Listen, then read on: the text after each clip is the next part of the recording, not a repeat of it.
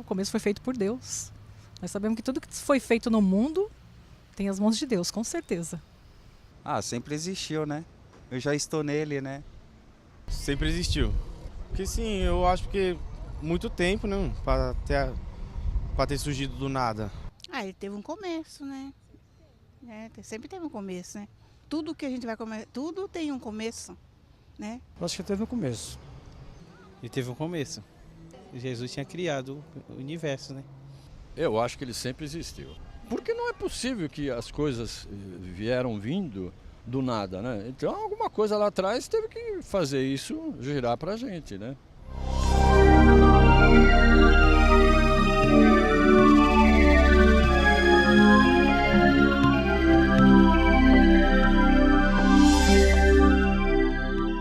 Bem, eu quero começar então convidando você para me acompanhar na leitura de um texto bíblico, que aliás está lá no comecinho da Bíblia, Gênesis capítulo 1, os primeiros versos. Extraordinariamente, esse texto diz o seguinte: No princípio criou Deus os céus e a terra, porém estava sem forma e vazia.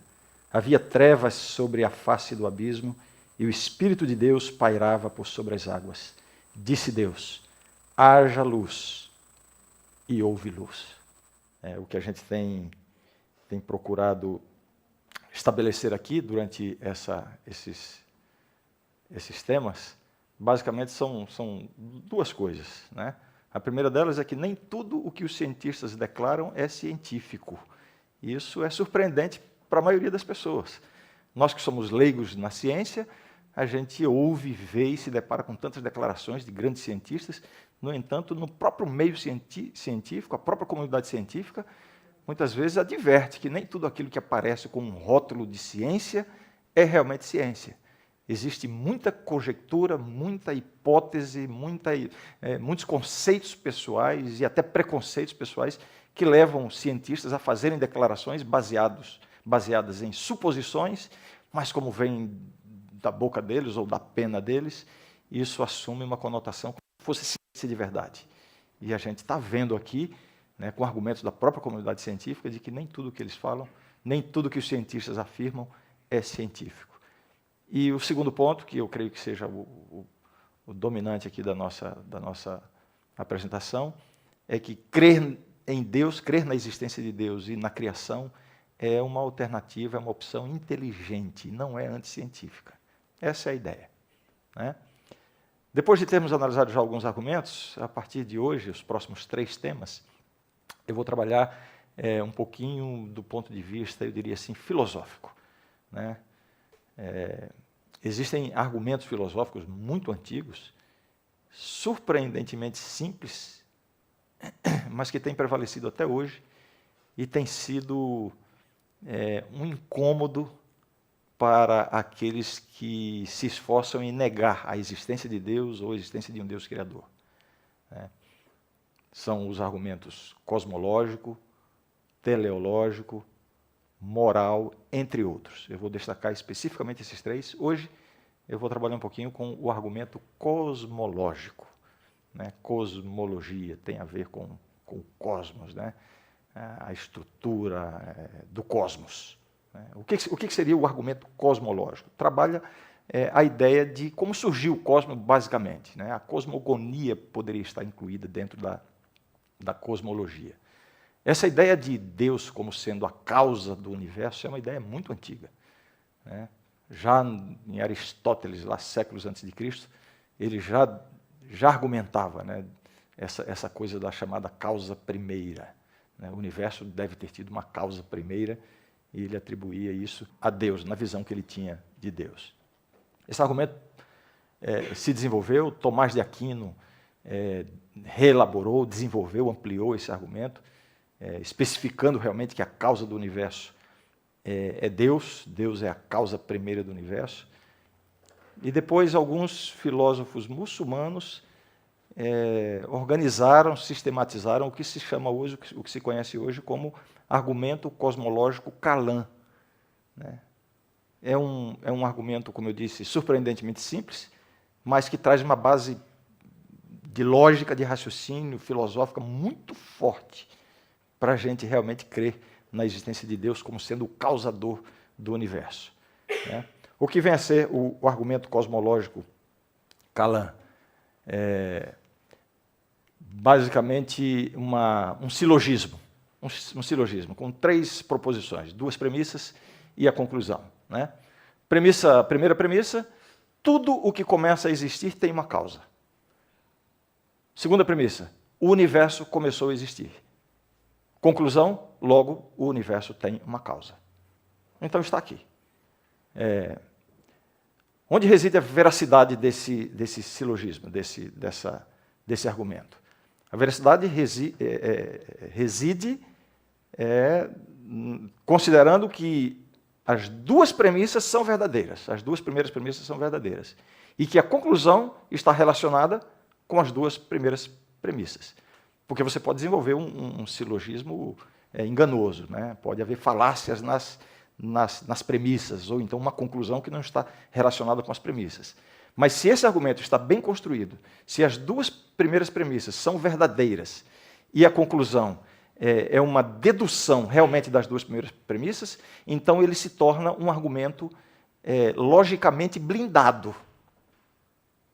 Eu quero que vocês me acompanhem bem no raciocínio. Ou seja, se realmente tudo que começa a existir tem uma causa, e se realmente o universo começou a existir, então a dedução é logicamente blindada. Não há como haver outra conclusão a não ser esta. Logo, o universo tem uma causa. Está claro isso aí, né? Está claro. Interessante é que durante muito tempo, como eu disse, esse argumento é um argumento que existe há séculos, né? Durante muito tempo a ciência trabalhava muito na questão da premissa número 2. Né? O pensamento que prevalecia no mundo científico era de que o universo não tinha tido um começo, não começou a existir, que o universo era eterno para o passado. Né? O universo veio de um passado infinito. E isso explicava, enfim, a tremenda improbabilidade de as coisas existirem como existem hoje. Se o passado é infinito, então houve tempo suficiente para que tudo se organizasse como está hoje. No entanto, de umas décadas para cá, essa questão da existência ou do começo do universo já não está tanto em discussão na comunidade científica. Eu vou trabalhar isso daqui a pouquinho, né? A questão de qual é o pensamento que prevalece hoje em relação ao início do universo. Né? Deixe-me, então, trabalhar rapidamente aqui, enfim, cada uma dessas premissas. Né?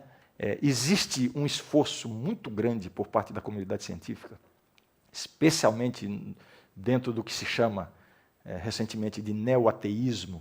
Eu expliquei na nossa primeira reunião aqui o que é o neoateísmo. Especialmente dentro da comunidade neoateísta, existe um esforço muito grande desses cientistas para comprovarem que o universo veio do nada. Não houve uma causa. Porque admitir uma causa para o universo leva quase que inevitavelmente a um ser que foi a causa do universo.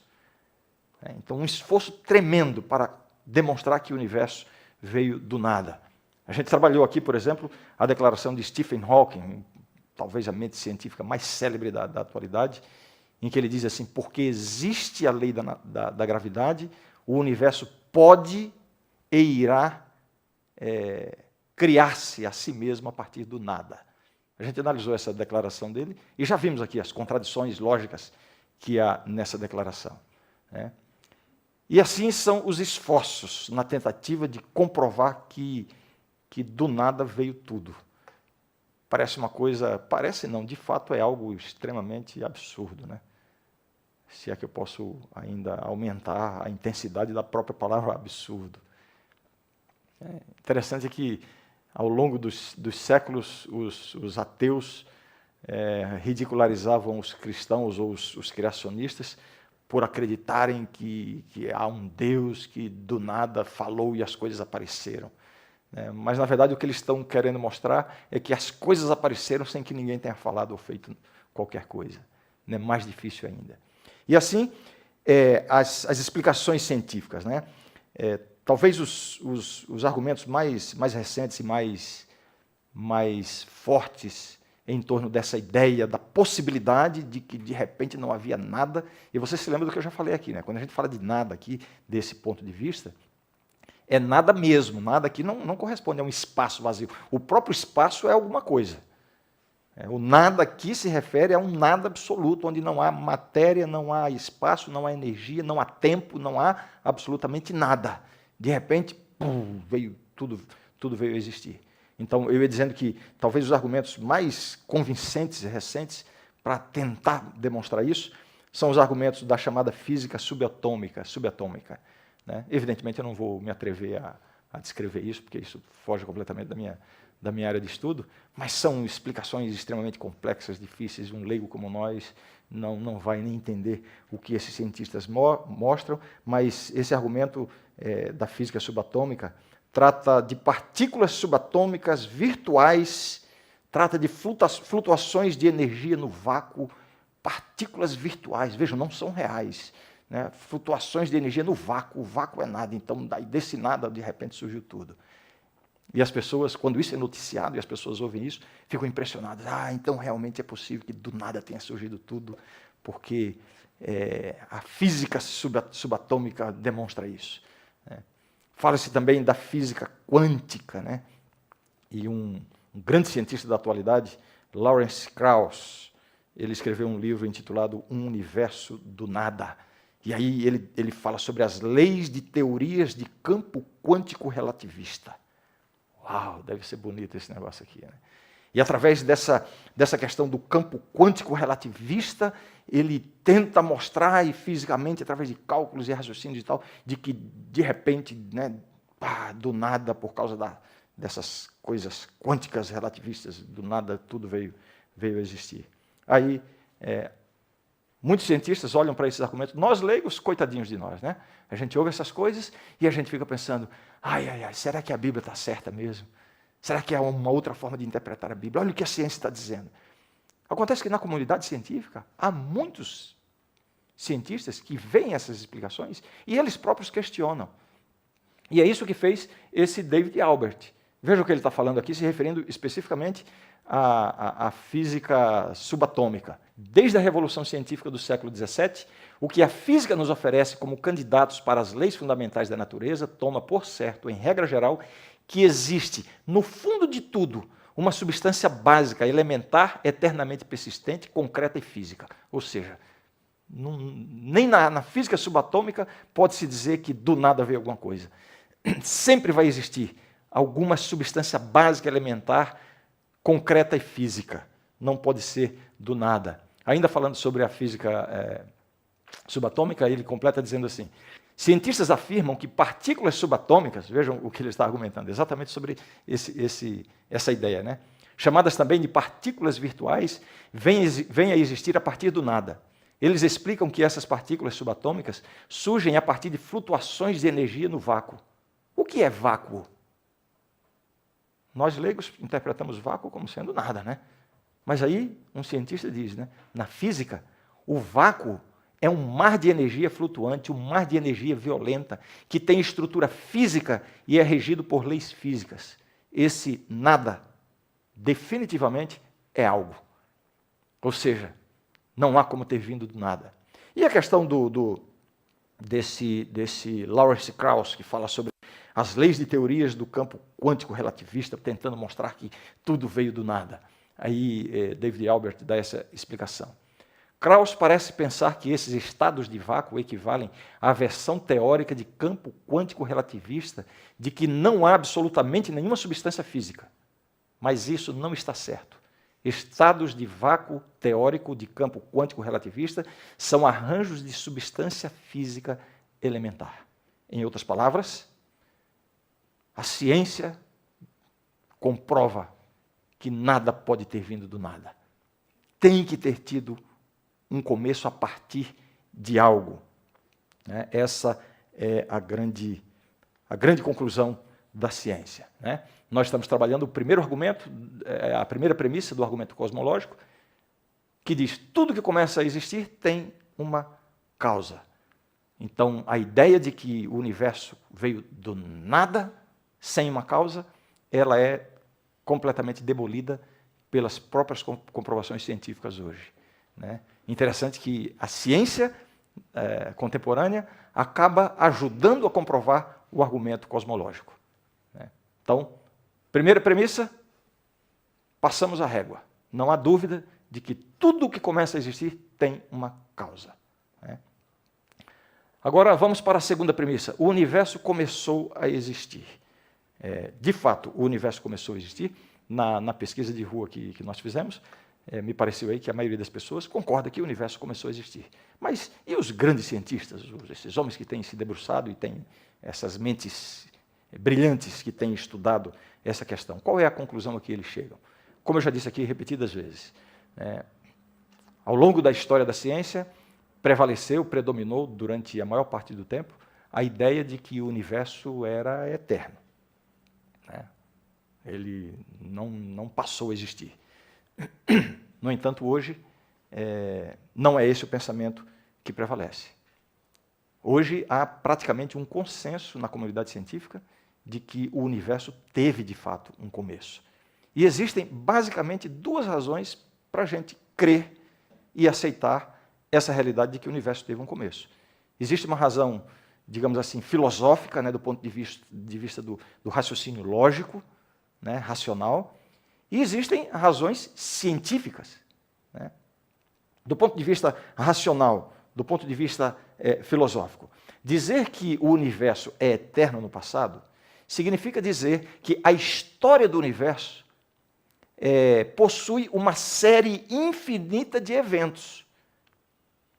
Quantas rotações, quantos movimentos de rotação a Terra fez? Quantas vezes a Terra circulou em torno do Sol? Se o universo é eterno, então significa que todos esses eventos são de um número infinito em todo o universo, né? A ideia de um universo eterno no passado traz essa questão de que a história do universo é composta de uma série infinita de eventos. Todo mundo captou isso aí, né? Do ponto de vista lógico, racional e filosófico, essa ideia de infinito é absurda. E hoje os pensadores olham e concluem que realmente não há como se pensar numa progressão infinita de eventos, né? O que seria essa ideia de infinito? Começa por aí. O que é o infinito? Os matemáticos questionam isso, né? Reconhecem que um número infinito de coisas leva a contradições lógicas. Deixa eu projetar aqui, apenas para a gente ter uma ideia. Vamos lá, vamos fazer algumas contas aqui. Quem é bom de matemática aqui? Vamos lá. O infinito menos 1 é igual a infinito, tá certo? O infinito menos 1 é um número menor do que o próprio infinito? Ora, se é infinito, se você tira 1, ele não vai começar a ter fim, a se acabar. É infinito. Se você tira 1, continua sendo infinito. Portanto, se você tira 1 milhão do infinito, continua sendo o quê? Infinito, né? Digamos que eu dei aqui 1 milhão de laranjas aqui para o Tiago. Não, desculpe. Eu dou um número infinito de laranjas para o Tiago. E dou um número infinito de laranjas para o... Como é que é o nome? Para o Pedro, né? Então, eu posso dizer que os dois têm uma quantidade igual de laranjas. Mas aí eu chego no Pedro e digo, Pedro, me dá... você tem um número infinito de laranjas, me dá 1000 laranjas para eu distribuir aí para os moradores de rua. Aí, matematicamente, eu pergunto, qual dos dois tem mais laranjas? O que tem um infinito completo ou o que tem um infinito menos 1000? Não adianta pensar sobre isso. Matematicamente, isso é um absurdo, né? E o que seria o resultado de um infinito menos infinito? A matemática diz que um número menos ele mesmo é igual a zero. Mas se é infinito, você não pode acabá-lo. Ou seja, a ideia de infinito quantitativo é absurda, ela é irreal. Então, quando você traz isso para a história do universo, querendo entender que o universo é eterno no passado, significa que no passado da história do universo há uma sucessão, uma série infinita de eventos. O raciocínio lógico é de que se isso fosse verdade, nós não poderíamos estar aqui hoje, porque o tempo presente não chegaria. Porque sempre haverá espaço para mais eventos, você sempre poderá retroceder um pouco mais. Ah, nós estamos aqui hoje. Não, mas espera aí, começou onde? Dá para retroceder mais 1 milhão de anos, então não chegaria até nós. Ou seja, do ponto de vista do raciocínio lógico, do ponto de vista do pensamento filosófico, essa ideia é completamente demolida, né? Deixa eu mostrar uma declaração de um matemático. Esse David Hilbert é um dos matemáticos talvez mais destacados do século XX. Ele falando sobre o infinito, ele diz assim: o infinito não se encontra em lugar algum na realidade, não existe na natureza e nem oferece uma base legítima para o pensamento racional. Ou seja, filosoficamente falando, do ponto de vista do pensamento, do raciocínio lógico, é inaceitável a ideia de que o universo não teve um começo. Eu falei de duas razões para a gente crer que o universo teve um começo. A primeira razão é justamente o raciocínio, né, lógico, o pensamento, né, do ponto de vista filosófico. A segunda razão são as demonstrações científicas, né, empíricas, observáveis, né, constatadas especialmente nas últimas décadas, especificamente a partir, talvez, da década de 60, quando as novas descobertas, os grandes telescópios, etc., têm demonstrado claramente, empiricamente, de forma observável, que o universo teve um começo, né? Dentre muitas razões para isso, talvez a comprovação mais evidente do começo do universo seja o movimento de expansão que existe no universo. É comprovado, é visto, é observado que o universo está se expandindo. Está se expandindo, né? Isso aqui se observa especialmente através da emissão de luz das galáxias, né? Então, se existe um corpo luminoso se aproximando, essa aproximação provoca uma contração, uma compactação da luz, e a luz fica azulada. Se o corpo está se afastando, isso provoca como se diz, uma dilatação, digamos assim, da luz, e isso torna a luz mais avermelhada. Então, essa observação demonstra que o universo está se expandindo, um afastamento das galáxias. Isso é perceptível, isso é visto. E por que isso demonstra que o universo teve um começo? Porque se o universo está se expandindo, como poderia ser de fato por causa de uma explosão inicial, significa que se você retroceder no tempo, você retrocede, retrocede, retrocede, e aí os cientistas falam em termos de 13,7 bilhões de anos, né? Tudo começou onde? Ou como?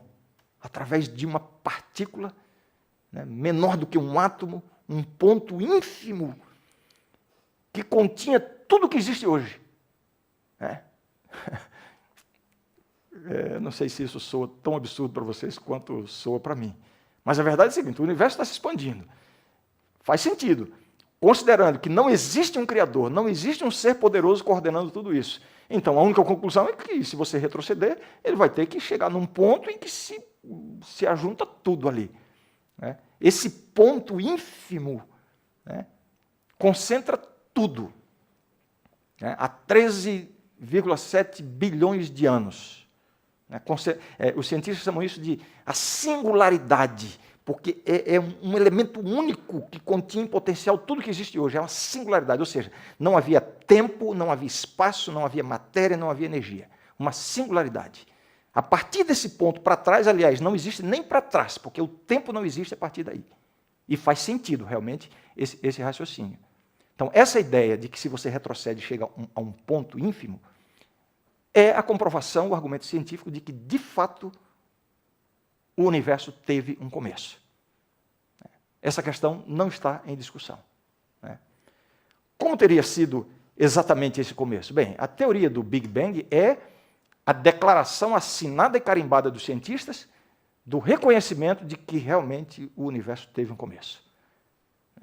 Teve um começo. E aí surgem diversas formas de explicar isso, né? Independente da maneira como se explique, né, o começo do universo e como o universo se expande. Existem diversos modelos para isso, mas a verdade é que está comprovado que o universo teve um começo. Bem, eu estou falando aqui sobre o argumento cosmológico. O argumento cosmológico é baseado em 3 declarações, 2 premissas e uma conclusão. A premissa número 1, tudo que começa a existir tem uma causa. E a gente já viu que qualquer coisa que existe teve que ter um começo. Nada surgiu do nada. Acabamos de ver a veracidade, a propriedade da premissa número 2. O universo começou a existir. Né? Então, isso nos leva, inevitavelmente, à conclusão do argumento. Logo, o universo tem uma causa. William Lane Craig é o cara hoje que está sendo uma pedra no sapato desses papas do neoateísmo. Convido você a procurar no YouTube os vídeos, os debates que ele tem tido com os grandes nomes da ciência atual, né? Inclusive com aquele Lawrence Krauss. Tem um debate com ele que é muito interessante. Né? E dentre os argumentos usados por William Craig está o argumento cosmológico. Para esses grandes cientistas, um argumento aparentemente tão surpreendentemente simples, mas que realmente se torna uma pedra no sapato.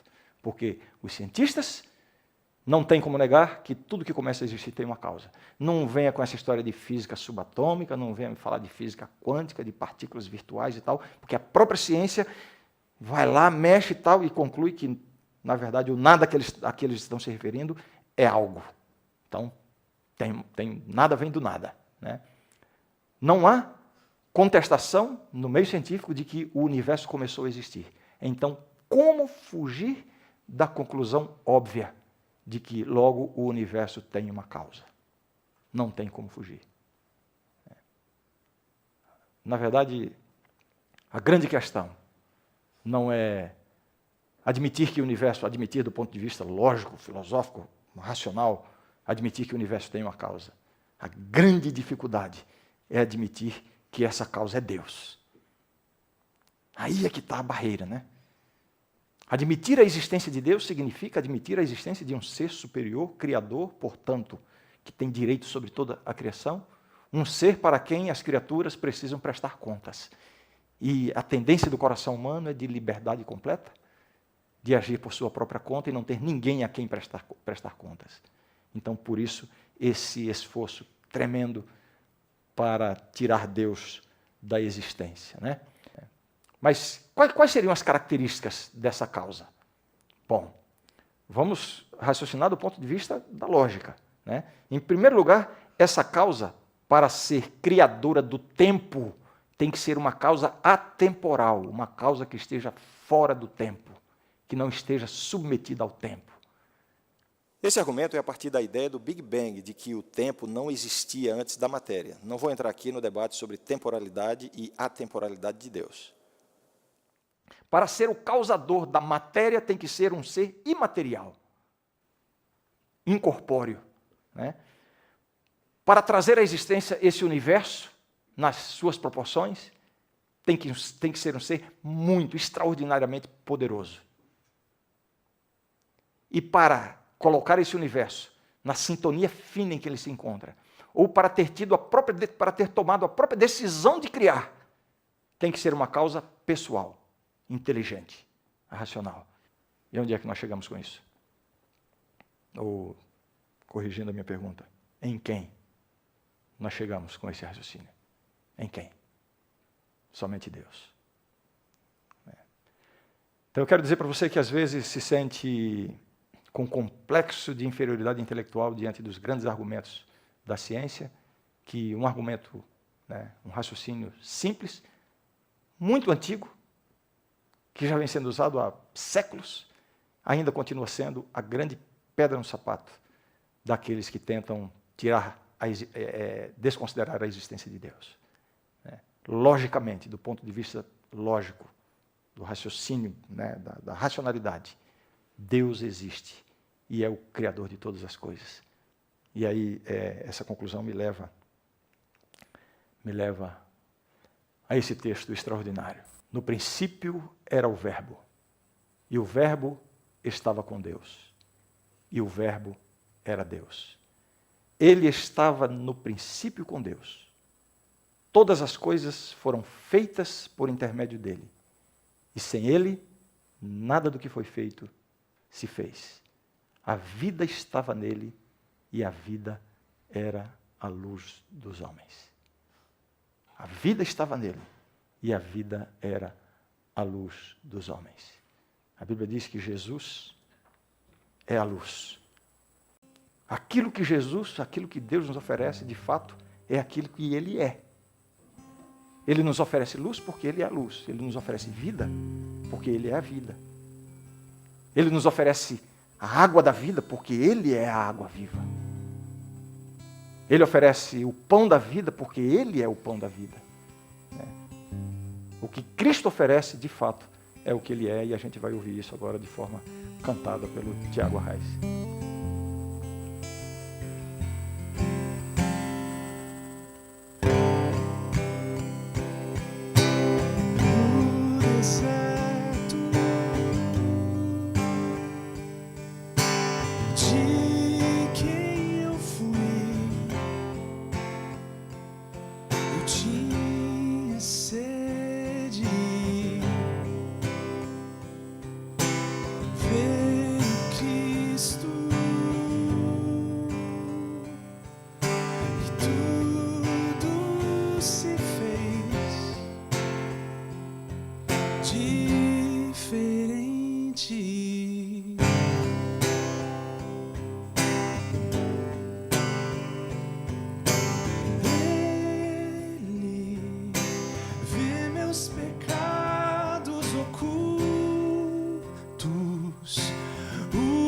Escondo no fundo do meu coração.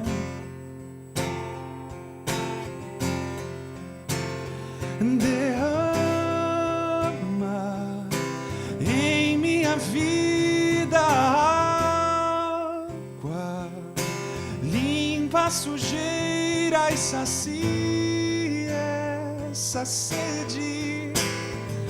O que Cristo oferece, Ele é.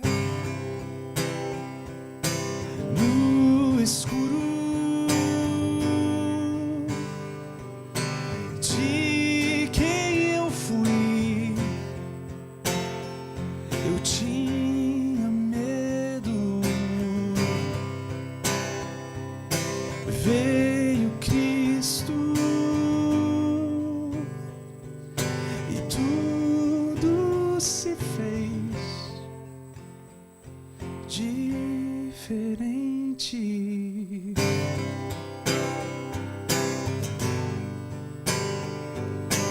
Ele enxerga o que vejo no escuro,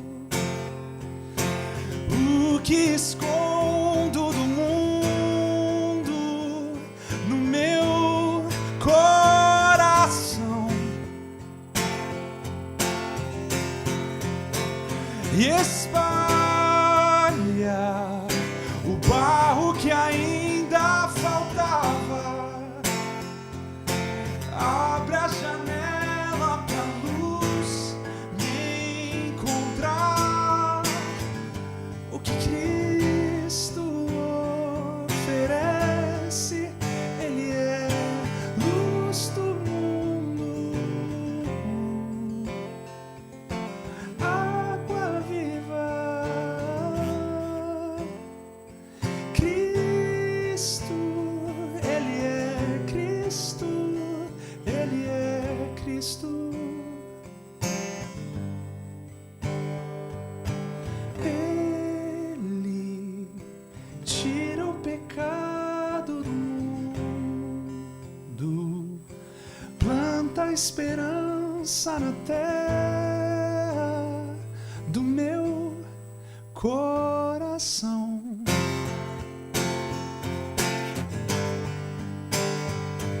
Cristo, pão que alimenta o faminto, vinho esmagado e servido na cruz para todo cansado, que Cristo oferece, Ele é.